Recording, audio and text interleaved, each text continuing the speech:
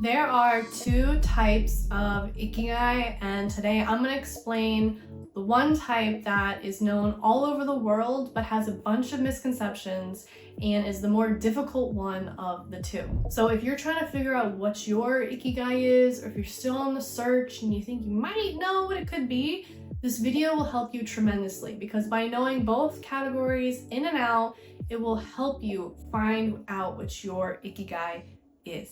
Haitai! My name is Christal Burnette. I'm the owner of Haitai Corporation, and I'm a part of the Okinawan Centenarian Study Center along with the famous Dr. Makoto Suzuki. Now, Dr. Suzuki is the man who discovered Okinawan longevity, and he spent his entire life, more than 50 years, researching why the Okinawan people live such long, healthy, happy lives. And he is very sure that having a strong Ikigai is connected to living a long, healthy, happy life. So what Dr. Suzuki and I do, we create frameworks, we think of tips and tricks and methods to help people figure out what their Ikigai is. Because as he always says, everyone has an Ikigai.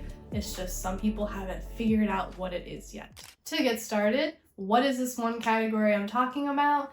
It is Big Ikigai. So I'm going to explain 9 characteristics of Big Ikigai, and by knowing these, it'll help you figure out what your Big Ikigai could be. So to get started, what is a Big Ikigai? That's number 1. So a big Ikigai, to put it really simply, is that it's a large goal that you have in your life right now. So it could be becoming a doctor, or writing a book, or building a homeless shelter. Something very, very big. It doesn't have to be a career, right? Like writing a book, maybe you're not aspiring to be an author, but you want to write a best-selling book about a topic that you love. That's a big Ikigai. Don't get it confused. It is not that large pile of homework you have tonight that you gotta finish. It feels like a lot, but that's not a big Ikigai. It's not the test that you're studying really hard for that you have next month. You gotta study every day. It feels like a large goal. And maybe to you it is a large goal, but it's not a big Ikigai. To explain it further, let's go to characteristic number 2, which is how many big Ikigai can a person have? This is important to know. So if you're deciding on your big Ikigai, and maybe you're troubled between 10, 20 things that you think could be your big Ikigai, which is uncommon. Usually people can't think of even 1 or 2, but sometimes people might have 10. So a big Ikigai, we recommend to have just one big Ikigai.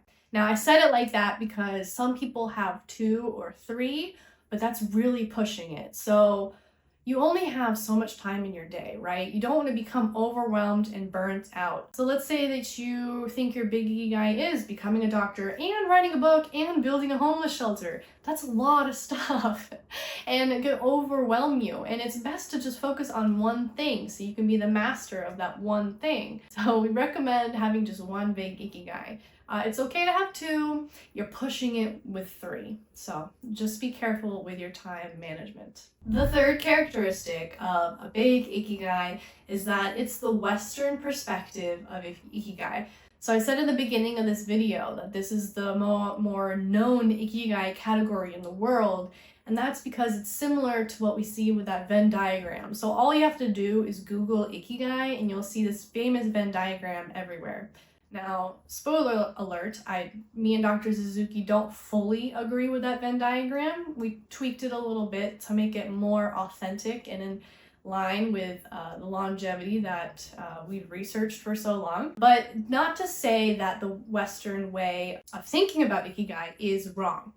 It's not incorrect. So it's just the Western perspective, or the modern perspective, the kind of Ikigai that a lot of people want to find in this day and age. And there's nothing wrong with that. The big Ikigai is more of the Western way of viewing what an Ikigai is. And by knowing both categories of Ikigai, the Western and then the other one is Eastern, by knowing both of them and combining them, it will help you feel even more fulfilled and more content. So there's no right or wrong answer with Ikigai or the perspective you have about it. The fourth characteristic of a big Ikigai is the time span it takes to complete. So it can range from months to years to decades to even past when you die, after you die, way beyond then. So big ikigai are just take a really, really long time to accomplish. Dr. Suzuki says that the longer it takes, the stronger the ikigai is. So the strongest ikigai is the one that continues on after you pass away. And that's something like a legacy in a sense. You don't have to find or create a legacy, but the longer it can be, the stronger it is, and the better it is for you. So if you can think of a big ikigai that can last years, or just start baby step, months, that's okay too. But it's something that takes a really, really long time. The fifth characteristic of a big ikigai is its uniqueness. So big ikigai are very unique to an individual, and it's uncommon for a big ikigai to overlap with someone else. So what I'm talking about is, let's say we have a room of 50 people and you ask each and every one, what's your big ikigai? It's not surprising to hear that 2 people want to become a doctor, but when we're saying what our big ikigai is, you should be more specific. So it's unlikely that 2 people will both want to become the same kind of doctor for the same reasons. So you get really, really specific. So let's say we do have 2 people that want to become cardiologists, but maybe one wants to work in a hospital, one wants to work in a clinic, or one wants to work with a different age group. So it's very unlikely that someone's big ikigai is going to overlap with another person. The reason for this is because everyone's living a different life. Everyone's had a different past and is walking a different path. Everyone's big ikigai is unique to themselves. The sixth characteristic of a big ikigai is the amount of effort you have to put towards it. The amount of energy and the amount of thinking you put towards your big ikigai. And a big ikigai needs a lot of effort. It is in the name, big ikigai. So there's a lot of effort. And I don't mean to discourage you, but it's probably not going to be easy. So you're going to have a large goal, steps along the way, and each one is going to take some amount of energy or thinking, effort overall. So it's something that takes a lot of power within you. But this leads me to characteristic number 7, is that the fulfillment that you get at the end of accomplishing the big ikigai is much higher. You have a large goal, you have activities that you step in between, and each time you accomplish something, you feel a bit of fulfillment. So let's say writing a book is your big ikigai. It takes a lot of effort, right? But every time you accomplish a small goal, not writing the entire book, so for example, writing 10 pages, you feel a bit of fulfillment there, right? And then the next time it's 30 pages, it's a lot. You feel fulfillment there. So it's not just publishing the book. You have fulfillment throughout the process as well. And that's why when you're trying to think of what your big ikigai is, think about the process it will take to get there. Because it's not about accomplishing the goal. It's about the process along the way. And I think a lot of us have heard that.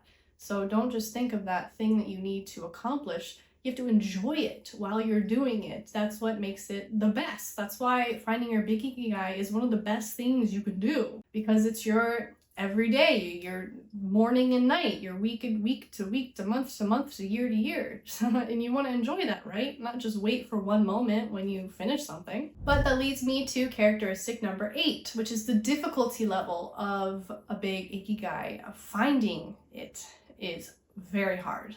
The difficulty level is hard.